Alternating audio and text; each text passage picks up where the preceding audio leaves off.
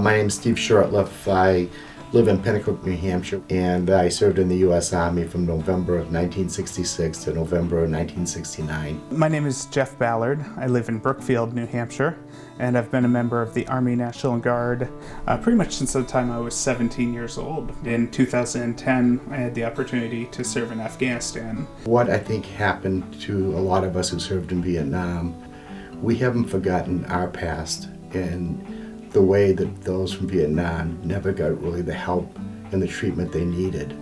And it's our goal to make sure that this does not happen to another generation of veterans. Finally, we will fulfill our responsibility to those who serve by keeping our promises to our people. We are not going to abandon these American heroes. We are going to do right by them. We do have real problems returning. There's the saying that not all scars are visible. This administration is working hard to diminish that stereotype that it's a sign of weakness to reach out and get the counseling or the medication that you need to get your life in order. Post-traumatic stress and traumatic brain injury are the defining injuries of today's wars. So caring for those affected by them is a defining purpose of my budget.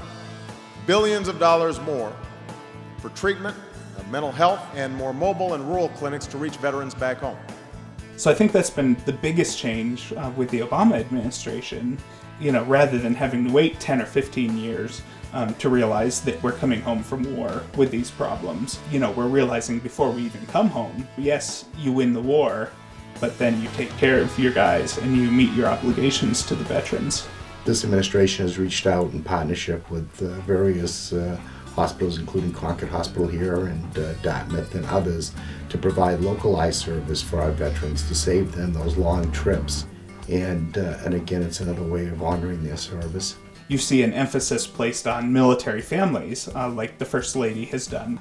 We see these programs that are getting us back to work. We see the programs that are increasing our access to the VA. We see the programs that are making sure we're going to have the health care and the job training and the Montgomery GI Bill, the post 9/11 GI Bill.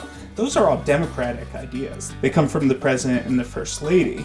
We who served, I think, in Vietnam always felt very isolated, that the only ones we ever really had were each other.